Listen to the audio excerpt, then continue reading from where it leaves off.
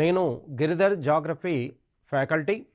So TSAT online క్లాసెస్లో నేను ప్రస్తుతం ప్రపంచ భౌగోళిక శాస్త్రంలో ఆర్థిక భౌగోళిక శాస్త్రం కాకుండా భౌతిక భౌగోళిక శాస్త్రానికి సంబంధించిన అంశాలను ప్రస్తుతం మనం చూద్దాం. రైట్, భౌతిక భౌగోళిక శాస్త్రంలో మనకు ప్రధానంగా అతి ప్రధానమైన మొదటి అంశం సౌర కుటుంబం లేదా దీన్నే సౌర వ్యవస్థ అనే పేరుతో కూడా పిలుస్తారు. ఈ అంశాల్లో ఈ చాప్టర్లో విశ్వ ఆవిర్భావము మరియు విశ్వ ఆవిర్భావ ఫలితంగా మనకు ఎలాంటి గ్రహాలు, ఉపగ్రహాలు, గెలాక్సీలు, తోకచుక్కలు, లఘు గ్రహాలు ఎలా ఏర్పడ్డాయి అంశాన్ని ప్రధానంగా చూస్తూ మరియు సౌర కుటుంబంలో ప్రస్తుతం ఉన్న 8 గ్రహాలకు సంబంధించిన ఆ గ్రహాల యొక్క ప్రాధాన్యతలు, ఆ గ్రహాలు సౌర కుటుంబంలో వాటి యొక్క ప్రత్యేక స్థానాల గురించి మనం ఈ సౌర వ్యవస్థ లేదా సౌర కుటుంబంలో మనకు ప్రధానంగా చర్చించుకుంటాం. Okay, right. సౌర కుటుంబం లేదా సౌర వ్యవస్థ రెండు కూడా దానికి ప్రతి పదార్థాలుగా మనం చూడవచ్చు. రైట్, మనం ప్రస్తుతం సౌర కుటుంబం ఎలా ఏర్పడ్డదనే విషయాన్ని తెలుసుకోవాలంటే విశ్వ ఆవిర్భావం గురించి కూడా మనం తెలుసుకోవాల్సింది. విశ్వ ఆవిర్భావంలోని భాగంగానే సౌర వ్యవస్థ మనకు ప్రధానంగా ఉంటుంది. అంటే విశ్వం ఆవిర్భావం తర్వాత దాంట్లోని భాగంగానే సౌర కుటుంబం కూడా అంతర్గతంగా ఏర్పడిందనే అంశాన్ని మనం ఇక్కడ ప్రధానంగా గుర్తించాలి. రైట్, మనకు ప్రధానంగా రాత్రి సమయంలో కానీ పగటి సమయంలో కానీ ఎక్కువగా మనకు రాత్రి సమయంలో మనకు విశ్వంలో అంటే ఆకాశంలో వివిధ ఖగోళ వస్తువులు మనకు కనబడుతూ ఉంటాయి. రైట్, ఆకాశంలో మనకు కనిపించే కోటాను కోట్ల గెలాక్సీలు, నక్షత్రాలు, గ్రహాలు ఒక్క మాటలో చెప్పాలంటే మొత్తం భౌతిక పదార్థము విశ్వంలో అంటే మనకు భూ ఉపరితలంపై ఆకాశం వైపు చూసినప్పుడు మనకు కనబడే ప్రతి గెలాక్సీ, నక్షత్రాలు, గ్రహాలు, ఉపగ్రహాలు మొత్తం భౌతిక పదార్థాన్ని విశ్వము అనే పేరుతో పిలుస్తూ ఉంటారు. యూనివర్స్, విశ్వం అనేది అనంతమైనది. ఎక్కడ ప్రారంభమైంది, ఎక్కడ దీని యొక్క అంతం ఉంది అనేది ఎవరు కూడా చెప్పలేరు. ఇన్ఫినిటివ్ విశ్వం అనేది. విశ్వ ఆవిర్భావ పరిణామం గురించి తెలిపే శాస్త్రాన్నే కాస్మాలజీ అంటారు.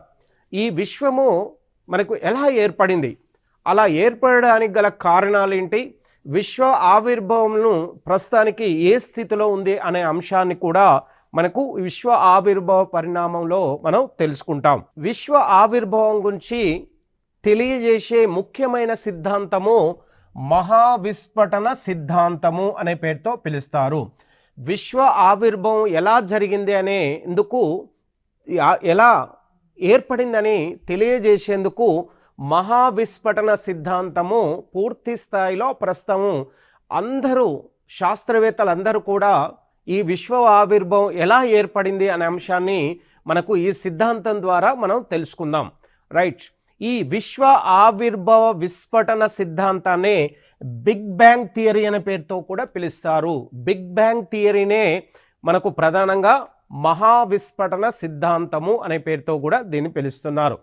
ఈ విశ్వ విస్తరణ పరికల్పన అని కూడా దీన్ని పిలుస్తారు.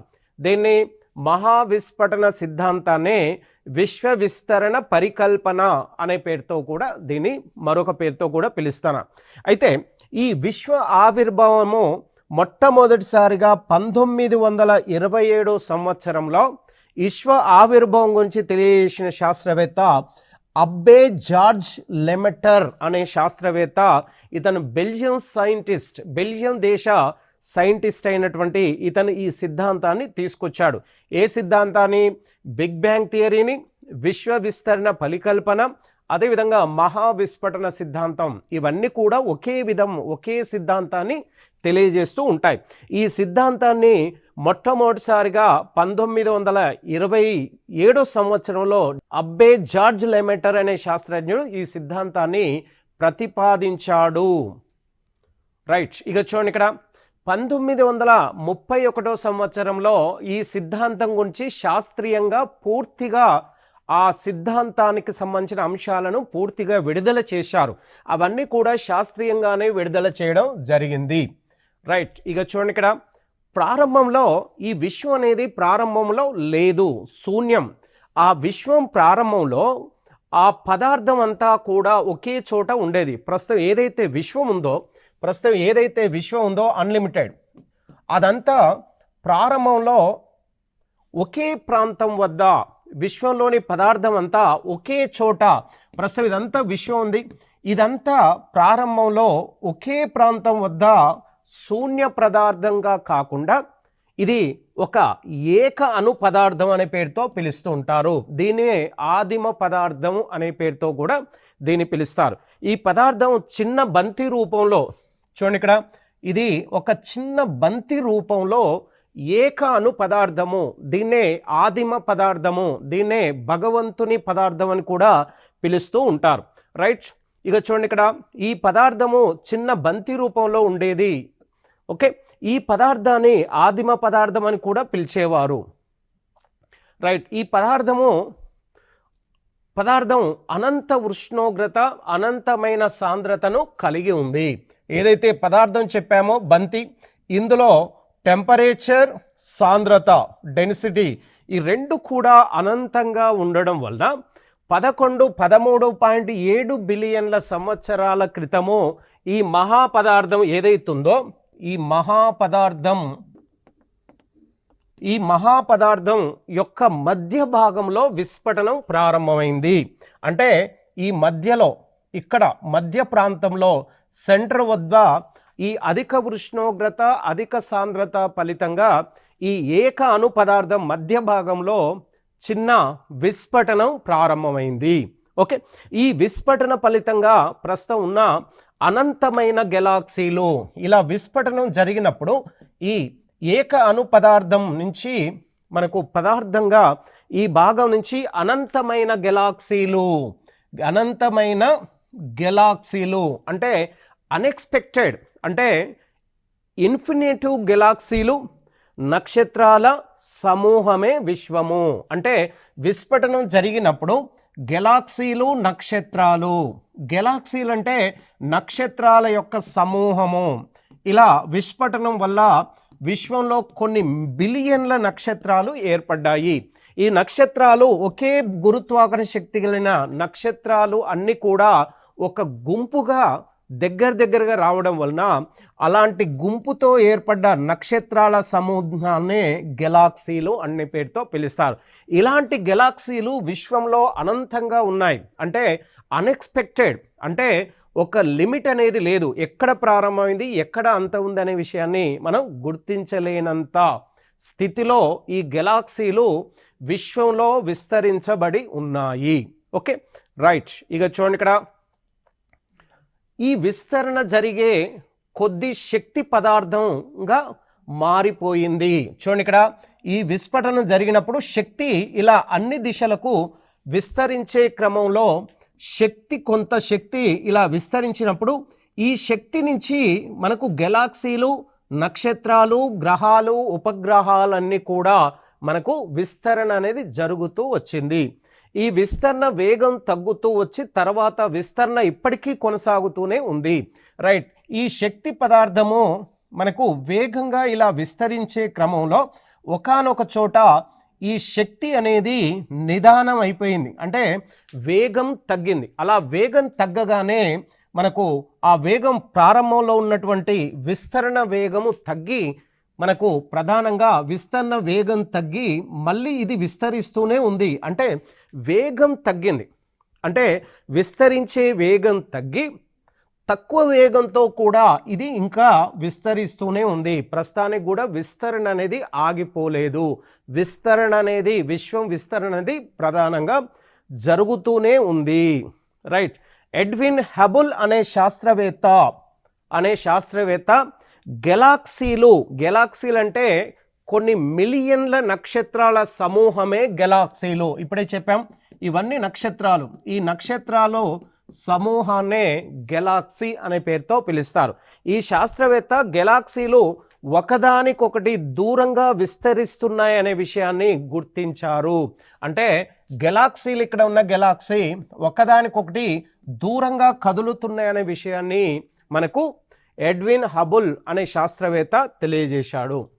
రైట్. డోలన సిద్ధాంతము, ఈ సిద్ధాంతాన్ని అలెన్ శాండేజ్ అనే శాస్త్రవేత్త మొట్టమొదటిసారిగా ఈ సిద్ధాంతాన్ని తెలియజేశాడు. ఇందులో మనకు ప్రధానంగా ఈ సిద్ధాంతంలో ప్రధాన అంశం ఏంటంటే విశ్వము కొన్ని కోటాను కోట్ల పాటు సంకోచించి మరలా కొన్ని కోటాను కోట్ల పాటు వ్యాకోచిస్తుందనేది ఇతను తెలియజేశాడు. అంటే విశ్వ ఆవిర్భావం, ఇలా విశ్వం అనేది వ్యాకోచిస్తుంది, కొన్ని కోట్ల సంవత్సరాలు వ్యాకోచిస్తూ మళ్ళీ కొన్ని కోట్ల సంవత్సరాలు ఇది సంకోచిస్తుంది, ఒకదానికొకటి దగ్గరగా జరుగుతూ ఉన్నాయి అనే విషయాన్ని ఈ డోలన సిద్ధాంతం తెలియజేస్తుంది. రైట్. భూకేంద్ర సిద్ధాంతం. నెక్స్ట్ భూకేంద్ర సిద్ధాంతం. ఇది అతి పురాతనమైన సిద్ధాంతంగా మనకు ప్రధానంగా తెలుస్తుంది. అంటే క్రీస్తు శకం 140 సంవత్సరాల క్రితం ఆ సంవత్సరంలో ఈ సిద్ధాంతాన్ని తీసుకొచ్చారు. అంటే ఇది ప్రస్తుతానికి అతి పురాతనమైన సిద్ధాంతము. ఈ విశ్వం గురించిన వచ్చిన మొట్టమొదటి సిద్ధాంతంగా ఈ భూకేంద్ర సిద్ధాంతాన్ని తెలియజేస్తారు. ఈ సిద్ధాంతాన్ని మనకు టాలమీ గ్లయోక్ అనే ఈజిప్టు ఖగోళ శాస్త్రవేత్తలు దీనిని ప్రతిపాదించారు. దీని ప్రకారము భూమి కేంద్ర స్థానంలో ఉంటూ మన భూమి చుట్టూ సూర్యుడు మరియు ఇతర ఖగోళ స్వరూపాలు పరిభ్రమిస్తున్నాయని ఇతను చెప్పాడు. రైట్. విశ్వం మొత్తానికి భూమి కేంద్ర స్థానంలో ఉండి భూమి చుట్టూ మనకు సూర్యుడు మరియు ఇతర ఖగోళ వస్తువులు అంటే ఇతర గ్రహాలు అంటే నక్షత్రాలు అంటే సూర్యుని చుట్టూ మనకు గ్రహాలు ఉపగ్రహాలు అంటే అనేక ఖగోళ వస్తువులు భూమి చుట్టూ పరిభ్రమణం చెందుతున్నాయనే విషయాన్ని టాలమీ మొట్టమొదటిసారిగా ఇతను ఈ సిద్ధాంతాన్ని తీసుకొచ్చాడు. రైట్. సూర్యకేంద్ర సిద్ధాంతం. భూకేంద్ర సిద్ధాంతానికంటే సూర్యకేంద్ర సిద్ధాంతం కొంత అనుకూలంగా ఉంది అనే విషయాన్ని తెలియజేశారు. అంటే సూర్యకేంద్ర సిద్ధాంతం 1543 సంవత్సరంలో క్రీస్తు శకం వచ్చింది. అంటే ఆ భూకేంద్ర సిద్ధాంతానికి సూర్యకేంద్ర సిద్ధాంతానికి మధ్య చాలా సంవత్సరాల వ్యత్యాసం ఉంది. ఈ వ్యత్యాసాల క్రమంలో అన్ని సంవత్సరాల నుంచి ఈ సంవత్సరం వరకు కూడా భూకేంద్ర సిద్ధాంతమే సరి అయిందనే అంశాన్ని శాస్త్రవేత్తలు నమ్ముతూ వచ్చారు. ఎప్పుడైతే సూర్యకేంద్ర సిద్ధాంతాన్ని మనకు దీన్ని కోపర్నికస్ అనే శాస్త్రవేత్త ఇతను మొట్టమొదటిసారిగా కోపర్నికస్ 1543లో సూర్యకేంద్ర సిద్ధాంతాన్ని తీసుకొచ్చేంత వరకు కూడా భూకేంద్ర సిద్ధాంతమే సరైందని అందరూ నమ్ముతూ వచ్చారు. ఈ సిద్ధాంతం వచ్చిన తర్వాత భూకేంద్ర సిద్ధాంతం పూర్తిగా 100% తప్పు అనే అంశాన్ని ప్రతిపాదించడం జరిగింది. దీని ప్రకారం సూర్యుడు కేంద్ర స్థానంలో ఉంటూ సూర్యుని చుట్టూ అనంతమైన గ్రహాలు ఉపగ్రహాలు నక్షత్రాలు అన్నీ కూడా సూర్యుని చుట్టే తిరుగుతున్నాయి అనే విషయాన్ని ఇతను తెలియజేయడం జరిగింది. రైట్. ఆస్ట్రానమీ. విశ్వంలో ఉన్నటువంటి అనంతమైన కోటాను బిలియన్ల నక్షత్రాలు, గెలాక్సీలు, నెబ్యులాలు, గ్రహాలు, ఉపగ్రహాలు లాంటి ఖగోళ వస్తువులన్నిటి యొక్క అధ్యయనాన్నే ఆస్ట్రానమీ అనే పేరుతో పిలుస్తూ ఉంటారు. రైట్. గెలాక్సీలు ఇప్పుడే చెప్పాం. విశ్వంలో ఉన్న ఒకే గురుత్వాకర్షణ శక్తి కలిగినటువంటి వివిధ నక్షత్రాలన్నీ ఒక గ్రూపుగా రావడాన్ని ఆ గ్రూప్లో ఉన్న నక్షత్రాలన్నిటినీ గెలాక్సీ అనే పేరుతో పిలుస్తారు. అంటే కోట్ల నక్షత్ర సమూహాన్నే గెలాక్సీ అంటారు. ఈ గెలాక్సీలో ఉన్న ఈ నక్షత్రాలన్నీ కూడా ఒకే గురుత్వాకర్షణ శక్తి చేత దగ్గరికి గుంపుగా రావడం జరిగింది. చిన్న గెలాక్సీలో 1,00,000 నక్షత్రాలు కలిగి ఉంటుంది. గెలాక్సీలు అనేది బిలియన్ల గెలాక్సీలు ఉన్నాయి విశ్వంలో అనంతంగా. అందులో అతి చిన్న గెలాక్సీలో మనకి ఎన్ని నక్షత్రాలు ఉండే అవకాశం ఉందంటే సుమారుగా 1,00,000 నక్షత్రాలు కలిగి ఉంటే దాన్ని చిన్న గెలాక్సీ అంటారు. అదేవిధంగా పెద్ద గెలాక్సీలో 300 బిలియన్ల నక్షత్రాలను కలిగి ఉంటుంది అనే అంశాన్ని తెలియజేశారు. అంటే దీన్ని బట్టి గెలాక్సీలో ఈ నక్షత్రాలు అనేవి మనకు కొన్నిట్లో అల్పంగా తక్కువగా ఉంటాయి, కొన్నిట్లో మధ్యస్థంగా ఉంటాయి, కొన్నిట్లో మనకు ఎక్కువగా ఉండే అవకాశం ఉంటుంది. రైట్. పాలవెల్లి మన సౌర కుటుంబం ఉన్న నక్షత్ర సముదాయాన్ని పాలవెల్లి అనే పేరుతో పిలుస్తారు. విశ్వంలో అనంతమైన గెలాక్సీలు ఇలా ఉన్నాయి. అందులో మనకు సూర్యుడు నక్షత్రంగా ఉన్న గెలాక్సీని పాలవెల్లి అనుకోండి. ఇది పాలవెల్లి. ఈ పాలవెల్లి అనే గెలాక్సీలో సూర్యుడు ఒక నక్షత్రము. అంటే సూర్యుని నక్షత్రంగా ఉన్న ఈ పాలవెల్లిని మిల్కీ వే గెలాక్సీ అని కూడా అంటారు. ఇది ప్రధానంగా మనకు స్పైరల్ ఆకారంలో ఉంటుంది. స్పైరల్ ఆకారంలో ఉంటుంది. విశ్వంలో ఉన్న అనంతమైన గెలాక్సీలో మధ్యస్థంగా ఉన్న గెలాక్సీ పాలవెల్లి గెలాక్సీ. దీని కేంద్రం చుట్టూ తిరగడానికి ఇది పాలవెల్లి అనే ఈ గెలాక్సీలో ఈ నక్షత్రం ఈ గెలాక్సీ చుట్టూ పరిభ్రమణం చేయడానికి 250 మిలియన్ల సంవత్సరము పడుతుంది.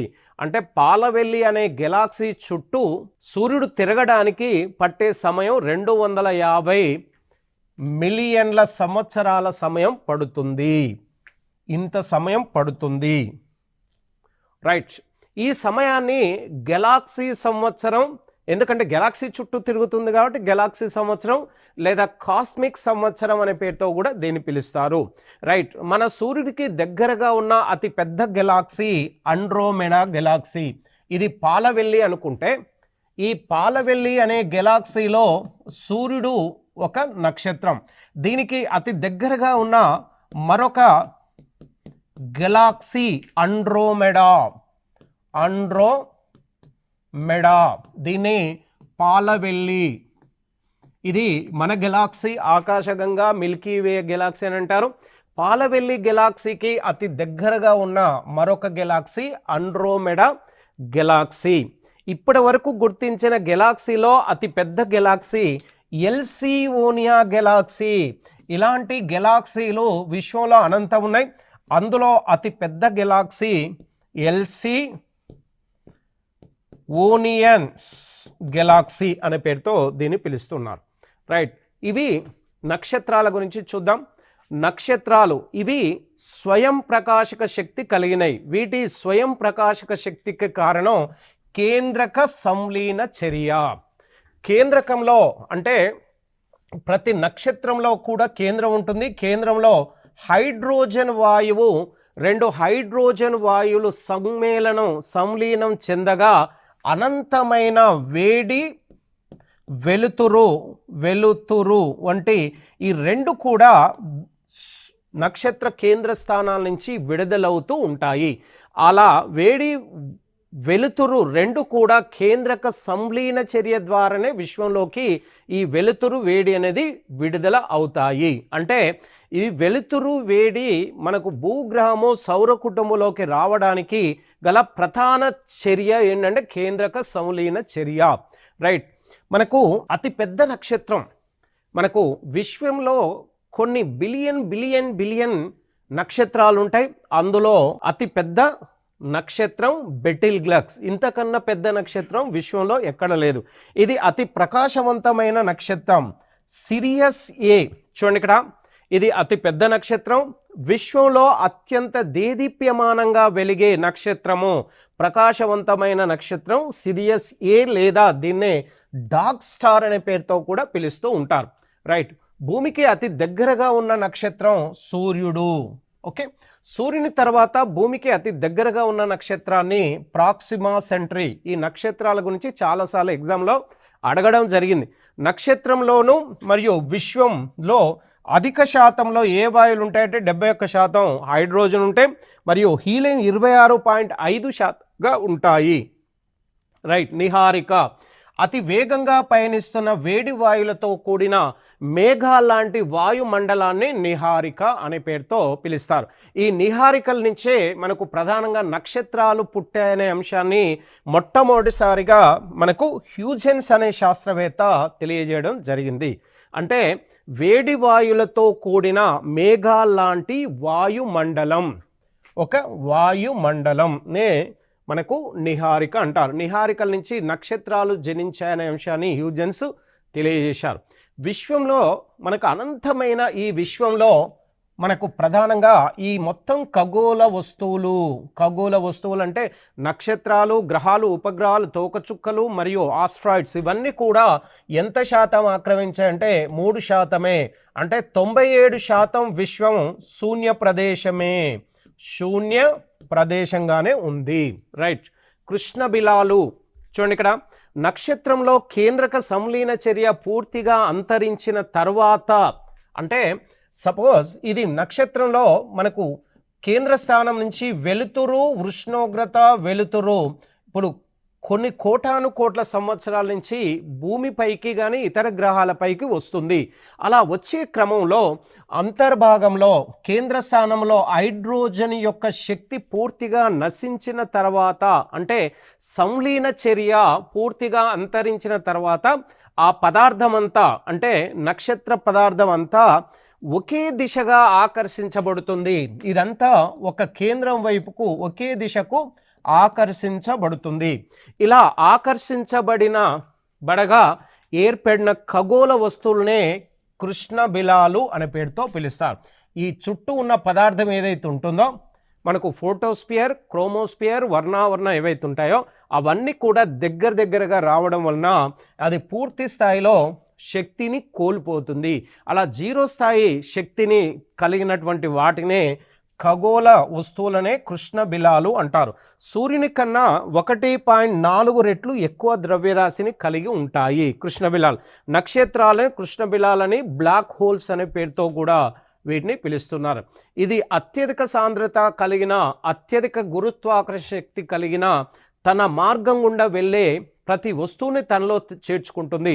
సపోజ్ నక్షత్రం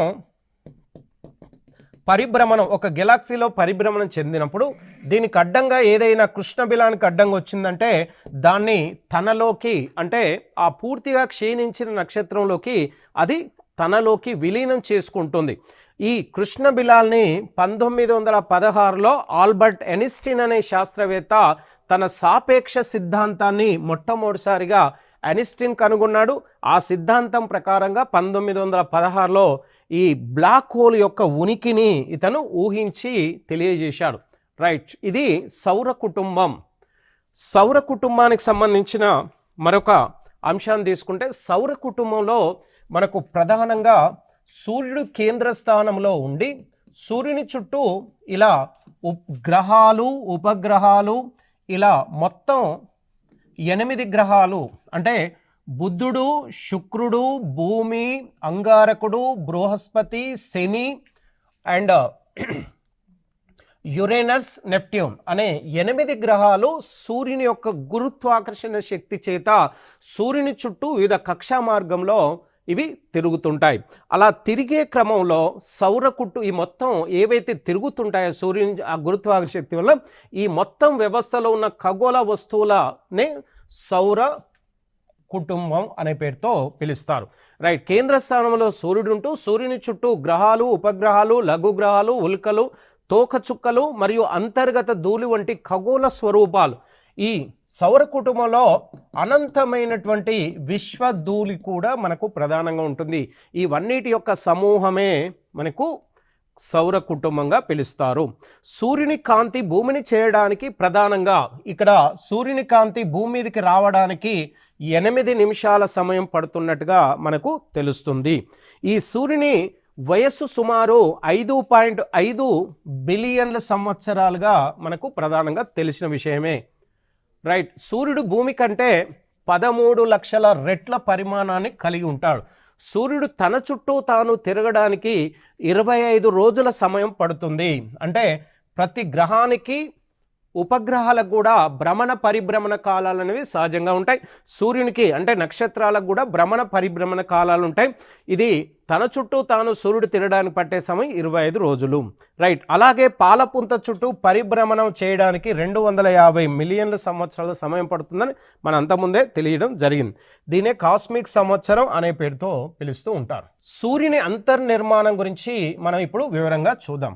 సూర్యుని ఇది సూర్యుడు, ఇది సూర్య కేంద్రం, తర్వాత రెండవ పొర, మూడవ పొర, అంటే 1 2 3 4 పొరలు ఉంటాయి సూర్యుని అంతర్నిర్మాణంలో.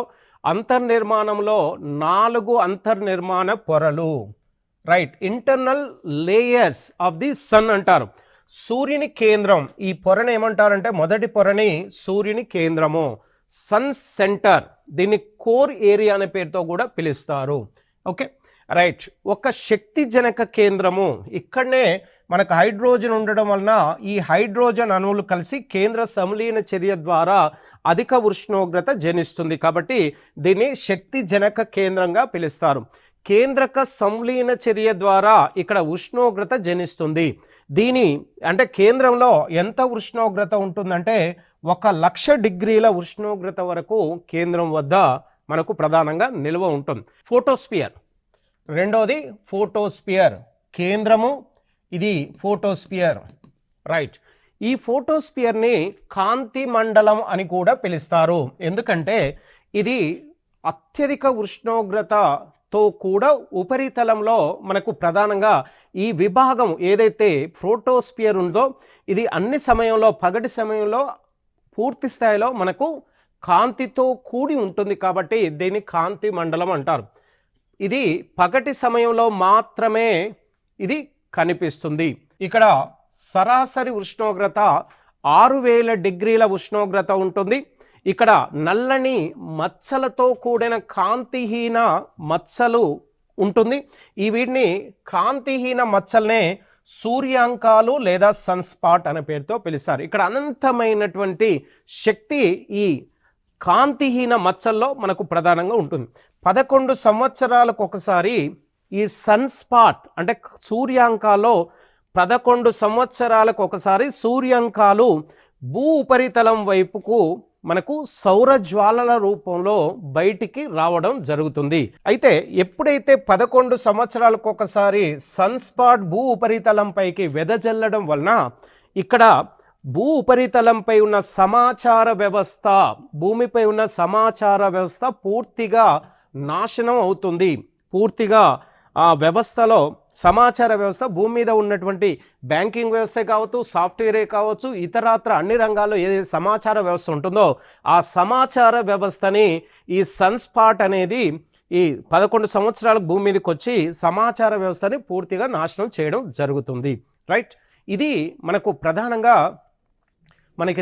ప్రధానంగా సూర్యుని అంతర్నిర్మాణంలోని రెండవ పొరగా దీన్ని తీసుకోవడం జరిగింది. రైట్. ఇది మనకు నెక్స్ట్ రెండవ విభాగంలో దీని కంటిన్యూషన్ అనేది మనం తీసుకోవడం జరుగుతుంది. రైట్. ఇక సౌర కుటుంబంలో అంటే ఈ విభాగంలో అతి ప్రధానమైన కొన్ని అంశాల్లో తీసుకుంటే విశ్వ ఆవిర్భావ సిద్ధాంతాలు, ఆ సిద్ధాంతం ద్వారానే సౌర వ్యవస్థ ఏర్పడింది. అయితే ఇలా ఏర్పడడానికి సౌర వ్యవస్థలో కంటే విశ్వం సౌర వ్యవస్థ అనేది విశ్వంలో భాగం. అంటే ఈ విశ్వం అనేది కొన్ని కోటానుల నక్షత్రాల సమూహము. ఆ సమూహాలలో కొన్ని ఒకే గురుత్వాకర్షణ శక్తి సమూహాలు గెలాక్సీలుగా ఏర్పడ్డాయి.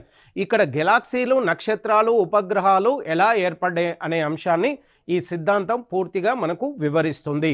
అదేవిధంగా అతి పెద్ద నక్షత్రాలు, అతి పెద్ద గెలాక్సీలు, వాటికి సంబంధించినటువంటి పేర్లు ప్రధానంగా ఎగ్జామ్లో ఎక్కువసార్లు రావడం జరిగింది. ఇక తర్వాత సౌర కుటుంబం తీసుకున్నప్పుడు సౌర కుటుంబంలో మనకు ప్రధానంగా ఏ ఖగోళ వస్తువులు ఉన్నాయి, ఆ ఖగోళ వస్తువులు అనేది ఎక్కడ దేని ఆకర్షణ శక్తి చేత అవి పరిభ్రమణం చెందుతున్నాయి అంటే సూర్యుని చేత. సూర్యుని అంతర్నిర్మాణంలో మనకు ప్రధానంగా 4 పొరలు ఉన్నాయి. ఒకటి కేంద్రము, రెండోది మనకు ఫోటోస్పియర్. ఓకే, 3, 4 పొరల్ని మనకు నెక్స్ట్ విభాగంలో రెండవ పార్ట్లో మనం కంటిన్యూషన్లో చూద్దాం.